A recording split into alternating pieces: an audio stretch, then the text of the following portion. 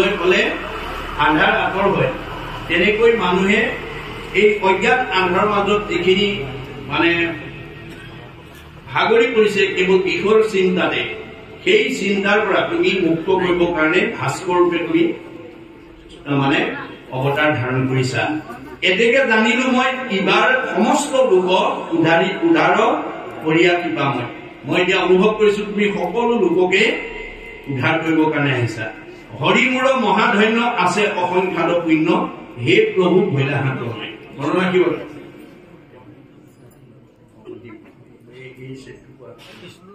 এতিয়া এতেকে জানিলো মই ইবাৰ সমস্ত লোকক উদ্ধাৰ কৰিয়া কৃপা মই হৰি মোৰ মহাধন্য আছে অসংখ্যাত পুণ্য হেন প্ৰভু ভৈলাহাত মই যে মই এতিয়া অনুভৱ কৰিছো মই পৰম ভাগ্যৱান কাৰণে তোমাৰ দৰে এটা সৎ পুত্ৰ মই লাভ কৰিছো বিনা পুণ্যত সৎ জীৱন আহে দেই মনত ৰাখিব গতিকে ভগৱন্তৰ পৰা সৎ পুত্ৰ পাবলৈ হলে ভকতি কৰিব লাগিব বিশিষ্ট পুণ্যহে পায় বৈষ্ণৱ পুত্ৰ এতেকে ভজিবে লাগে কৃষ্ণক মাত্ৰ কোনোবা দম্পতীয়ে যদি ভাল সন্তানৰ পিতৃ মাতৃ হ'ব মন কৰে ভাগৱতৰ মতে এক দেৱ এক সেউ একবিনে নাই কেউ এক ভগৱন্তক শয়নে সগুণে স্নানে গুৰুস্থানে ভক্তি কৰিব লাগিব কৃষ্ণ তুষ্ট ভলে জন পুত্ৰ উপদয় কৃষ্ণ কি পৰম পুত্ৰ মিত্ৰ ভাতৃশ্বয় আমাৰ ঘৰলৈ যিবোৰ পুত্ৰ কন্যা পঠাইছে তেওঁৰ অংশ জীৱ তোমাৰেহে অংশ আমি যত জীৱ আমি আপুনি যেনেকৈ খেতি কৰিছে তেনেকুৱা সঁচে পঠাব তেওঁ তাতে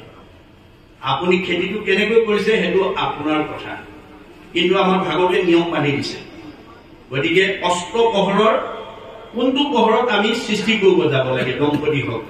সেই কথাটো আমি জানিব লাগিব আমাৰ দাৰ্শনিক পণ্ডিতে মহাগুৰুজনে আমাক বান্ধি দিছে 8টা পহৰ সূৰ্য উদয়ৰ পৰা সূৰ্যাস্তলৈ 4 পহৰ সূৰ্যাস্তৰ পৰা সূৰ্যোদয়লৈ 4 পহৰ 8টা পহৰত 3 ঘণ্টাকে 3/24 ঘণ্টা এই 24 ঘণ্টাৰ ভিতৰত 8টা পহৰৰ ভিতৰত আমাৰ নৱদম্পতি সকলে সৃষ্টি কাৰ্যত মনৰ বাঞ্ছিত ফল পাবৰ কাৰণে কোনটো পহৰত যাব লাগিব এই কথাটো যদি নাজানে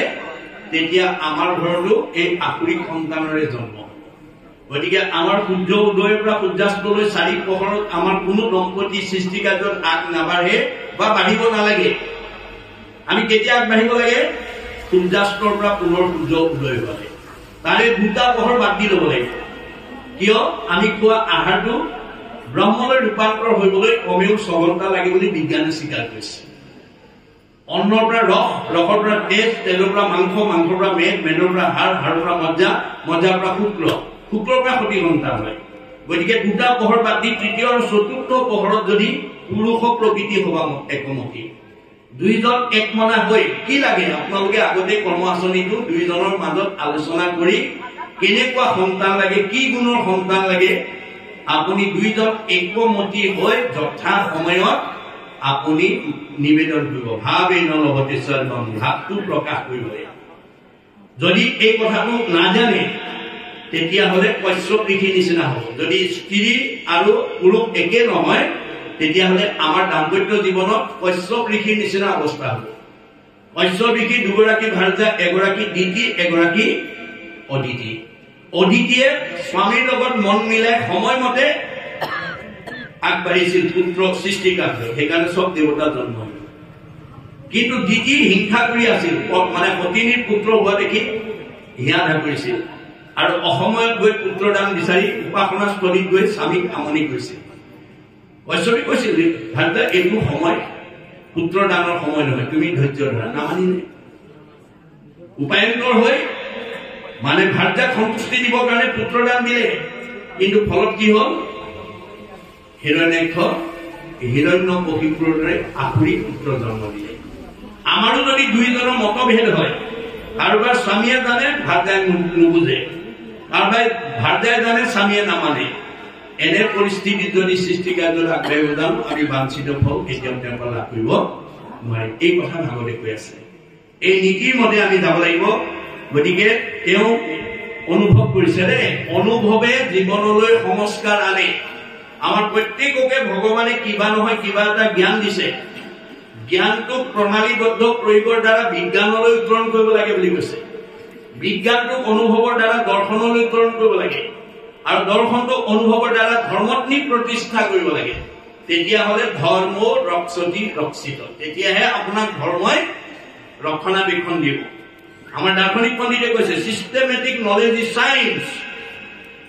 realise science is philosophy realise philosophy is religion religion is the highest sense of philosophy প্ৰণালীবদ্ধ জ্ঞানক বিজ্ঞান বুলি কৈছে বিজ্ঞানটোক যি অনুভৱ কৰিব দৰ্শন দৰ্শনটোক যি অনুভৱ কৰিব ধৰ্ম ধৰ্মতকৈ আৰু শ্ৰেষ্ঠ দৰ্শন পৃথিৱীত দ্বিতীয় এটা নাই শংকৰদেৱে এটা বাক্যত বুজাই দিছে কি বুলি যতেক দেখা খোজ সমুদায় অস্থিৰ খোজত সবে লোকায় এহিমতে যত বিশ্ব সমস্ত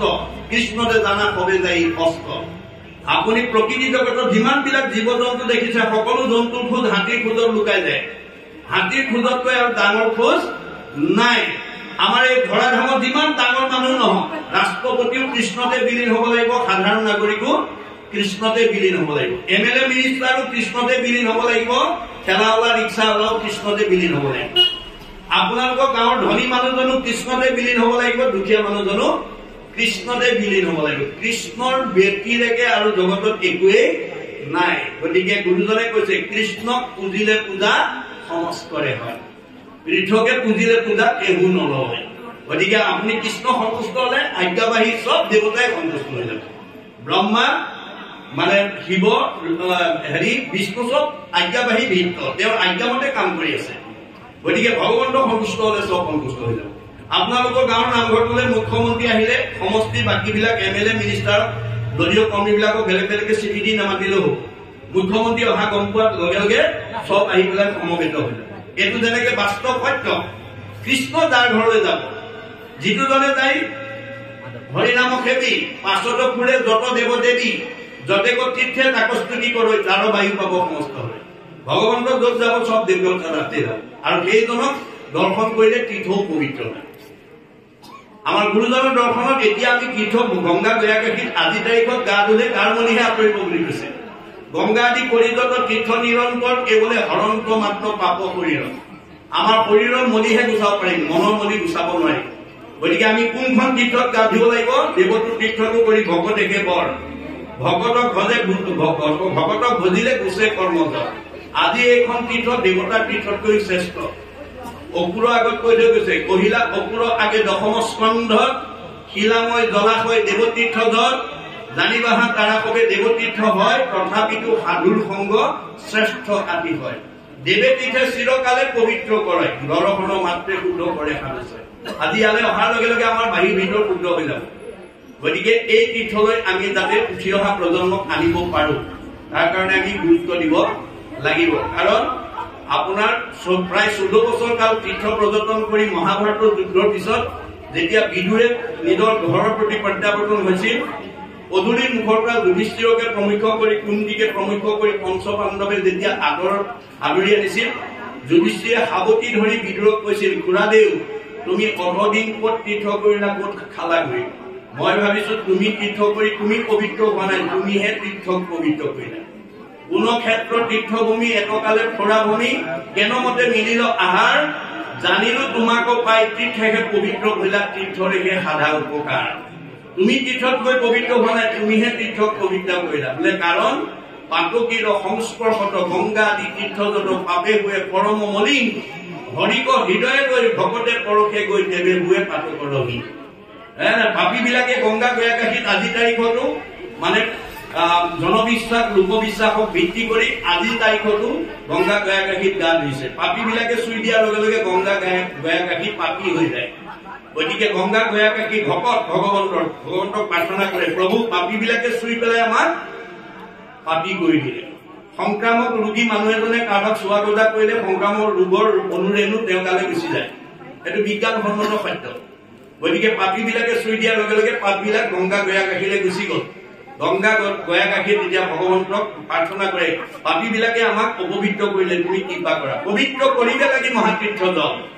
তীৰ্থে তীৰ্থে ফুৰে তজু ভকতসকল শংকৰদেৱেও একাধিকবাৰ তীৰ্থ ভ্ৰমণ কৰিছিল নিজে পবিত্ৰ হোৱাৰ কাৰণে নহয় গংগা গয়াকাশীক পবিত্ৰ এয়া গুৰুজনাৰ দৰ্শন এয়া বেদৰ দৰ্শন এই কথাখিনি আমি আজি উঠি অহা প্ৰজন্মক অৱগত কৰিব লাগিব বিজ্ঞানসন্মতভাৱে বিজ্ঞানসন্মতভাৱে আমি তেওঁলোকক বুজাই দিব পাৰিব লাগিব গতিকে কৈছে কোনেও ভাবি নিয়াবে প্ৰশ্নৰ উত্তৰ কওঁ ভক্তি কোনো বহুবিধ নহয় কিন্তু পুৰুষৰ ফল সংকল্পৰ অনুসাৰে ভক্তি নানা প্ৰান্তে ভেদ হয় ভক্তিৰ ভাগ নাই কিন্তু পুৰুষ শব্দ প্ৰয়োগ কৰিছে ইয়াত পুৰুষ মানে জীৱ মতা মানুহে হওক বা মাইকী মানুহে হওক ডেকা ল'ৰাই হওক বা গাভৰু ছোৱালী হওক বোৱাৰীয়ে হওক বা শাহুৱে হওক তেওঁলোকৰ মনৰ সংকল্পৰ ওপৰত ভিত্তি কৰি ভক্তি কেইবাটা ভাগলৈ বিভক্ত কৰা পথ আছে বুলি কৈছে এনে কৈছে পৰক মাৰিবে প্ৰতি মনত সংকল্প কৰে দম্ভ বা মৎসৰ আতি হয় এহিমতে ভক্তিমত কৰিলে তামস হয় ক্ৰোধ ভেদ তিনিতে আছে আপুনি কোনোবা ওচৰৰ গাঁও এখনলৈ গ'ল কিবা এটা সুবিধা পাই কোনোবা এজনে আপোনাক অপমান কৰিলে আপুনি তাত কিন্তু একো নকৰিলে গুচি আহিলে আহি পেলাই ঘৰত ভগৱানক কৈছে প্ৰভু সুবিধা এটা দিবা তেওঁ মোক ইমান অপমান কৰিলে তেওঁকো যাতে মই প্ৰতিশোধটো ল'ব পাৰো আপুনি ভগৱন্তৰ নাম লৈ পেলাই প্ৰতিশোধ ল'বৰ কাৰণে চিন্তা কৰিছে দেই পৰক মাৰিবে প্ৰতি আনক মাৰিবৰ কাৰণে মনত সংকল্প কৰে মনত মানে সংকল্প কৰিছে প্ৰতিজ্ঞা কৰিছে দম্ভ বা মৎসৰ আতি হয় অহংকাৰ বা পৰশ্ৰীকাতৰ ভাৱে এই মতে ভক্তি মুত কৰিলে তামস এই তিনিটা ভাৱেৰে সৈতে যদি আমি ঈশ্বৰক ধাৰণা কৰো সেইটো তামস ভক্তি হয় বুলি কৈছে দেই ঊৰ্ধ্ব ভেদ তিনিতে আছে তিনিটাতে খংটো সোমাই আছে পৰক মাৰিবে প্ৰতি খং আছে দম্ভ বা মৎসৰ আতি হয় মানে মনত সংকল্প কৰে তাতে এটা খং সোমাই আছে আৰু দম্ভ বা মৎসৰ অৰ্থাৎ অহংকাৰ বা পৰশ্ৰীকাতৰ ভাৱে এই তিনিটাতে খংটো সোমাই আছে গতিকে ঊৰ্ধ্ব ভেদ তিনিতে আছে তিনিটাতে খংটো সোমাই আছে বুলি কৈছে দেই এই ধৰণৰ ভাৱেৰে ঈশ্বৰক চিন্তা কৰিলে এইটো তামস ভক্তি হয় বিষয়ত কৰি অহা দশ বা ঐশ্বৰ্য চাৰে প্ৰতিমাত্ৰ মুহুক পূজয় যে বিষয়ৰ চিন্তা কৰিছে মান সন্মান ধন টকা পইচা ঐশ্বৰ্য বিভূতি সুখ ভোগৰ কাৰণে চিন্তা কৰিছে প্ৰতিমাত্ৰ মুহুক পূজা আৰু প্ৰতিমাক পূজা কৰিছে তিনিও প্ৰকাৰে কিন্তু ৰাজস ভক্তি মাত্ৰ তজুৱাকে পঢ়িলো নিশ্চয় এইকেইটা ভাৱেৰে সৈতে ধন টকা পইচা বিষয় ভোগ বুজিলে নাই এই ধৰণে যদি আমি ঐশ্বৰ্য আশা কৰো বিষয় ভোগ বিচাৰো এই ধৰণৰ ভাৱ লৈ যদি আমি ঈশ্বৰক ভজনা কৰো সেইটো ভজনা কৈছে ৰাজস ভক্তি আজি আমাৰ বহুত মানুহে ভগৱানক কি বুলি কৈছে আপুনি গুণনাম অনুসৰি দেই গুণনাম অনুসৰি বেকত হুৱন্ত হৰি কুমৰন্ত যেই যিবা ভাবে সেইভাবে ভকতৰ পূৰ্ণ কৰি মনকাম ঈশ্বৰৰ নামৰ প্ৰভাৱে আমাৰ মানুহবিলাকে তিনিটা গুণত ভগৱানক বিচাৰে কিছুমান মানুহে তম গুণত বিচাৰে কিছুমান মানুহে ৰজ গুণত বিচাৰে কিছুমান মানুহে সত্য গুণত বিচাৰে আমি আচলতে কোনটো গুণত বিচাৰিব লাগে ভাগৱতে তাৰ উপায় দিছে ৰজু তম গুণে নেই বিষয়ক সত্য গুণে বুদ্ধি কৰিলে কৰে সংসাৰ আমি ৰজ আৰু তম গুণত যদি ভগৱানক বিচাৰো আমাৰ বিষয়ত আমি আসক্ত হ'ব লাগিব অহা যোৱা কৰি থাকিব গতিকে আমি ভক্তি মানে সত্য গুণত ভগৱন্তক কামনা কৰো তেতিয়াহে জীৱ উদ্ধাৰ হ'ব পাৰিব ৰজগুণী তমগুণী মানুহবিলাকে ইন্দ্ৰিয় সুখ ভোগৰ কাৰণে বিচাৰে মই ইয়াত আছে বুলি কোৱা নাই উদাহৰণে দিছো দেই কোনোবা সমাজত যদি ভঙুৱা মদপী মানে জোৱাৰী পৰচৰ্চা কৰা মানুহ থাকে তেওঁলোকে ৰাতিপুৱা শুই উঠিয়ে ভগৱানৰ ওচৰলৈ হাত দুখন নি কয় আৰু প্ৰভু এচিডিন খুৱাব আৰু হয় নাই ভঙুৱাই কৈ দিব প্ৰভু এচিডিন খুৱাব আৰু হয় নাই আৰু মদপীয়ে কব প্ৰভু এগিলাচ খুৱাব আৰু পৰচৰ্চা কৰা মানুহজনে কয় প্ৰভু লগ এটা দিবা আৰু ভগৱানে কৈছে হ'ব তই ভাতেই খাব নাপাবি তোক এচিডিন খুৱাবি আমাৰ বহুত মানুহে ভাতেই নাখায় তথাপি এচিডিন খাইহে কোনোবাই ভাতেই নাখাব তথাপি এগিলাচ খাইহে গতিকে তেওঁ ৰাতিপুৱা শুই দিয়ে দৰখাস্তখন অনুমোদন পাই থৈ দিছে ৰাতিপুৱাই কৈ দিলে আৰু ভগৱন্তে কৈছে হ'ব তই যেতিয়া বিচাৰিছ তোক দিমেই আৰু তই তমগুণত বিচাৰিছ তমগুণৰ মনৰ বাঞ্ছা পূৰ্ণ কৰিবি ৰজগুণৰ মানুহে কি হয় ধনং দেহি বিদ্যাং দেহি যশং দেহি পুত্ৰং দেহি বাদ্যাং দেহি হ'ব হ'ব দিন দি থাকিব কিন্তু তই এই সংসাৰতে ঘূৰি থাকিব লাগিব দেই মানে মহাভাৰতৰ যুদ্ধৰ পিছত কৃষ্ণই নিজে আহি কুন্তিক কৈছিলে পেহিদেউ মই এতিয়া দ্বাৰকালৈ যামগৈ আৰু তোমালোকক কৰিবলগীয়াখিনি কৰি দিলো কৌৰৱক নিধন কৰিলো পাণ্ডৱক ৰাজ্যভাৰ দিলো যুধিষ্ঠিৰক ৰজা পাতিলো এতিয়া সুখে সুখে খাই থাকা মোৰ ৰাজ্যত অথন্ত্ৰ হৈছে মই তালৈ যাওঁ পিছে যোৱাৰ আগতে তোমাক কিবা এটা দি যাম বুলি ভাবিছো কি লাগে কোৱা আপোনাৰ মোৰ নিচিনা মানুহক স্বয়ং বৈকুণ্ঠপতি কৃষ্ণই যদি আহি কয় কি লাগে কোৱা আহিব গোটেই নে আমাৰ যিমান অভাৱ উৰিটো আছে গোটেই পূৰণ কৰি ললেহেঁতেন কিন্তু কুন্তীয়ে কি বুলি ক'লে হে কৃষ্ণ কৃষ্ণ বাবু কৰো প্ৰণিপাত পৰম ঈশ্বৰ তুমি জানিলো সাক্ষাৎ তুমি যে জগতৰ ঈশ্বৰ মই এই কথাটো তোমাৰ কৰ্মৰ যোগেদি বুজি পাইছো নানা বিপদত পুত্ৰ সমে ৰাস্তা ৰাখি চটকে শিশুক যেন ঢাকি ৰাখে পাখি চৰাইয়ে যেনেকৈ দেউকাৰত পোৱালি ৰক্ষণাবেক্ষণ দিয়ে তুমিও মোৰ ল'ৰাকেইটাক তেনেকৈ ৰক্ষণাবেক্ষণ দিলা আজি যাব ওলাইছা আৰু যোৱাৰ আগতে কিবা এটা দিম বুলি ভাবিছা, যদি দিয়া সেই বস্তু দিয়া কি সেই আপদত আমাৰ অভিমত তোমাকে দেখিবে পাওঁ যিটো আপদত। মাজে সময় বিপদ আপদ এটা দি থৈ যোৱা যাতে তোমালে মনত পৰে। বোলে ধন টকা পইচা দিলে চিৰিপ হলে ভুলে মন কৰে নানা কাম, সম্পদত নকৰে লৈবাগত। তুমি ধনে ধানে টকা পইচা গাড়ীয়ে মটৰে পকা ঘৰ দুৱাৰ চচ্চল কৰি দিলে মোৰ মনটো যেতিয়া তাত সোমাই যাব, মই নামঘৰলৈ যাবলৈ গোপিনীসকলৰ নামলৈ যাবলৈ ভকতৰ মানে তালৈ যাবলৈ মোৰ সময় ওলাব উলিয়াব নোৱাৰিম। যিটো ঐশ্বৰ্যক পালে তোমাকো পাহৰে এতেকে তাহাকো নবাঞ্চয় খান। সন্ত মহন্ত ভক্ত বৈষ্ণৱে ভগৱন্ত বিনাকী সম্পদ প্ৰভুৰ পৰা বিচাৰি নলয়। গতিকে আমাৰ ৰস গুণত আচলতে আমি ভগৱানক ভাবিব নালাগে, সত্য গুণত ভাবিব লাগে। আজিৰ দৰে নিমন্ত্ৰণ পালি আহি নিষ্কাম ভাৱে, ইয়াত কোনো ধন টকা পইচা কিবা এটা পাম বুলি নহয়, ঈশ্বৰৰ কথা আজি যদি শুনা যায় জীৱই মুক্তি পথ প্ৰশস্ত। এই গুণেৰে যাতে আমি ভগৱানক চিন্তা কৰিব পাৰো, এই কথাটো কপিলে মাকক পাৰ্চলে আমাক কৈছে। পাপমৰ হৌক নাশ ভগৱন্ত হৌক প্ৰীতি নুহি অৱশ্যকে বিধি মানি, ই তিনি প্ৰকাৰে ভক্তি কৰিলে সাত্বিক বুলি নিশ্চয় মই কহিলো গোসানী। এই তিনিটা প্ৰকাৰে যদি ঈশ্বৰ ভক্তি কৰে, এই তিনিটা ভাৱত, তেতিয়া সেইটো কৈছে কি সাত্বিক ভকতি। পাপমৰ হৌক নাশ, পাপবিলাক অৰ্থাৎ মোৰ বেয়া ভাৱবোৰ নাইকিয়া হৈ যাব। ভগৱন্তৰ কথা শুনাৰ লগে লগে বেয়া ভাৱবিলাক নাইকিয়া হৈ যাব। মনত ৰাখিব, আপোনাৰ কোনোবা যদি আপোনালোকে বসবাস কৰি থকা গাঁওখনত, সমাজখনত, পৰিয়ালত নিজকে যদি শত্ৰু শূন্য কৰি ভাবি ৰাখিবলৈ বিচাৰিছে, বৈকুণ্ঠৰ পাৰিষদ হিচাপে যদি আপুনি এই সংসাৰত বাস কৰিব বিচাৰিছে, তেতিয়াহ'লে আমাৰ ভাগৱতে উপায় দিছে, শাস্ত্ৰ অনুবৰ্তী শত্ৰু নহি উৎপন্ন। যি মানুহে শাস্ত্ৰ পঢ়ে, শুনে আৰু বুজে, তাৰ কেতিয়াও শত্ৰু উৎপত্তি হ'ব নোৱাৰে। কিয়? তেওঁ ব্যৱহাৰ কৰিব জানে। শাস্ত্ৰ পঢ়া আৰু শুনা মানুহে ব্যৱহাৰ কৰিব জানে। আমাৰ বহুত মানুহ জ্ঞানী আছে, ধনী আছে, মানে বিদ্যাৱন্ত আছে, বুদ্ধিমন্ত আছে, কিন্তু সমাজে বেয়া পায়। কি কাৰণে? তেওঁ ব্যৱহাৰেই কৰিব লাগে। বহুত মানুহক দুখ পোৱাকে ব্যৱহাৰ কৰে। ধনী মানুহ হৈ যদি দুখীয়া মানুহক দুখ পোৱাকে ব্যৱহাৰ কৰে, আপুনি মানে হেৰিয়াৰ নিচিনা ব্যাসৰ দৰে অভিশপ্ত হৈ যাব। মনত ৰাখিব,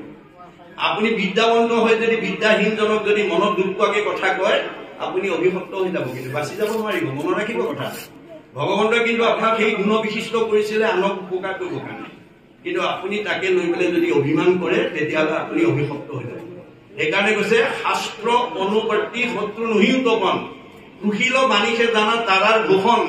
সমানত মৈত্ৰী উত্তমত শতকাৰ, দৰিদ্ৰত দয়া কৰি বেক বাৰম্বাৰ। এই তিনিটা গুণ লাগিব দেই। সমজনক বন্ধু ব্যৱহাৰ কৰিবলৈ শিকিব লাগিব। জ্যেষ্ঠজন বয়োজ্যেষ্ঠ হ'ব পাৰে, জ্ঞানজ্যেষ্ঠ হ'ব পাৰে। জ্যেষ্ঠজনক আমি সন্মান কৰিব লাগিব আৰু কনিষ্ঠ বা নিজজনক মৰমৰ চকুৰে চাব লাগিব। এই তিনিটা গুণ ব্যৱহাৰ যাৰ আছে, তাক কেতিয়াও সমাজে বেয়া নাপায়। আৰু দেহ শত্ৰুৰ পৰা মুক্ত হ'ব লাগিব, অৰ্থাৎ আমি ৮ প্ৰকাৰ সদাচাৰ মানিব লাগিব। অলপ আগতে কৈছো, কায়ৰ সদাচাৰ, বাক্যৰ সদাচাৰ, মনৰ সদাচাৰ, গমন সদাচাৰ, শৌচ সদাচাৰ, অন্ন সদাচাৰ, স্নান সদাচাৰ। আমাৰ বহুত মানুহ শুবও নাজানে, উঠিবও নাজানে। টোপনি ধৰিল বুলি ধুনীয়া বিচনা পাৰিলে আৰু খাই বৈ একেবাৰে ধপংকে কৰি দিয়ে। সেইটো অভ্যাস আছে যদি এৰিব দেই। আমি কেনেকৈ শুব লাগে মহাপুৰুষে আমাক দেখুৱাইছে।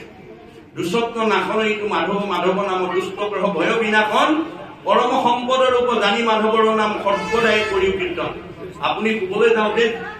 মানে সদায় ভগৱন্তৰ নাম লৈ শুব লাগে। ঘোষা 1000 ভাগি ঘোষাৰ পৰা যিমান পাৰে গাওক, তেতিয়া কোনো বেয়া মানে গ্ৰহৰ সপোন আদি আপুনি নেদেখে, কোনো দুষ্ট গ্ৰহৰ ক্ৰিয়াই আপোনাক প্ৰভাৱ পেলাব নোৱাৰে। আমাৰ বহুত মানুহ সাৰ পোৱাৰ লগে লগে চকু মোহাৰি ধপংকে নামি আহে কামৰ চিন্তা। সেইটো অভ্যাস আছে যদি এৰিব দেই। আমি কেনেকৈ নামিব লাগে মহাপুৰুষে দেখুৱাইছে ভাগৱতৰ জৰিয়তে, যে আমাৰ যিজন আমাৰ হৃদয়ত আছে, যিজন থকাৰ কাৰণে তেওঁ কেনেকৈ আছে, ব্ৰহ্ম পৰমাত্মা ভগৱন্ত একে তত্ত্ব, একৰেখে তিনি নাম লক্ষণ ভেদত। একেজন ভগৱন্তই তিনিটা গুণনাম লৈ আমাৰ দেশ জগতত বিৰাজমান কৰি আছে। ব্ৰহ্মৰূপে আছে তেওঁ। আপুনি টোপনি গলেও, দুৰ্ঘূৰ টোপনি গলেও আপুনি জীয়াই থাকে। এজন টোপনি যোৱা মানুহে কব পাৰে নেকি মই জীয়াই আছো নে মৰিলো? নোৱাৰে। আপুনি যেতিয়া পুৰা টোপনি যাব, আপুনি মৰিলে নে জিলে আপুনি কব নোৱাৰে। তৎসত্বেও আপুনি জীয়াই থাকে। কোনে জীয়াই ৰাখিছে? ব্ৰহ্ম শক্তিয়ে। মনত ৰাখিব। পৰমাত্মা সাৰ পোৱাৰ লগে লগে চকুৰে দেখে, কাণেৰে শুনে, মুখেৰে খায়, হাতেৰে কৰে, ভৰিয়ে যায়। কোনে ইন্দ্ৰিয়বিলাকক কোনে চৈতন্য কৰি ৰাখিছে? পৰমাত্মাই। আৰু ভগৱন্তই ফল দিবৰ কাৰণে ৰৈ আছে, যথা কৰ্ম তথা ফল, যথা কৰ্ম তথা ফল। গতিকে এই তিনিজনক আপুনি প্ৰথমতে সাৰ পোৱাৰ লগে লগে হাত দুখন তেওঁৰ ওচৰলৈ আনি ক'ব লাগে, প্ৰভু তোমাৰ কৃপাতহে সাৰ পাই উঠিব। কেতিয়াবা কিছুমান মানুহে সাৰেই নাপায়, আমুকা বোলে বিচনাতে গ'ল, আমুকি বোলে বিচনাতে গ'ল। আমাৰ বহুত বিচনাতে গুচি যায়, সাৰেই নাপায়। আপুনি যে সাৰ পাইছে সেইজনক নিজৰ দেউতাক পিতৃক কৈ লওক, তোমাৰ কৃপাতহে সাৰ পাই উঠিছে। আজিৰ দিনটো যাতে তুমি সুমংগলে পাৰ কৰি ভকত বৈষ্ণৱৰ সান্নিধ্যত তোমাৰ অমৃতময় কথা শুনি জন্ম জন্মান্তৰৰ কাৰণে যাতে পুণ্য অৰ্জন কৰিব পাৰো, তাৰ কাৰণে তোমাৰ চৰণত নিবেদন জনাই সমস্ত কৰ্মৰ দায়িত্ব তোমাৰ ওপৰত অৰ্পণ কৰি উঠিলো। কৃষ্ণ এইবুলি কুম্ভৰিটো দি নামি আহিব। কৃষ্ণ বুলি নামি অহাৰ লগে লগে কৃষ্ণ আপোনাৰ লগত আহিবলৈ বাধ্য হ'ব। যিটো জনে যাই নামচৰি তাৰো পাছে পাছে ভ্ৰমণ কৰে। ভগৱানে কৈছে মোতকে মোৰ নামটো ডাঙৰ, আৰু গুৰুজনে কৈছে আপোনাৰ মোতকে আপোনাৰ মোৰ নামটো ডাঙৰ। আমি ইয়াতে ভাগত শুনি আছো, বাহিৰৰ পৰা যদি ইয়াত বহি থকা কোনোবা এগৰাকী আই বা বাপক অতি জৰুৰী কামত যদি কোনোবাই লগ পাবৰ কাৰণে বাহিৰৰ পৰা নামটো কয়, তেতিয়া আমাৰ ইয়াৰ পৰা কোন উঠি যাব? যাৰ নামটো কয় তেওঁ উঠি যাব। আপোনাৰ নামটো কলে যদি আপুনি উঠি যায়, আপুনি ডাঙৰ নে আপুনি নামটো ডাঙৰ? আমি বুজিব লাগিব মোতকে মোৰ নামটোহে ডাঙৰ। মোৰ নামটো কলে যদি মই উঠি যাওঁ, এইটো যদি সঁচা কথা হয়, ভগৱন্তৰ নাম লোৱা ঘৰখনলৈ ভগৱন্ত আহিব নাহে। সেই সঁচা কথাটো আমি অনুভৱ কৰিব লাগিব।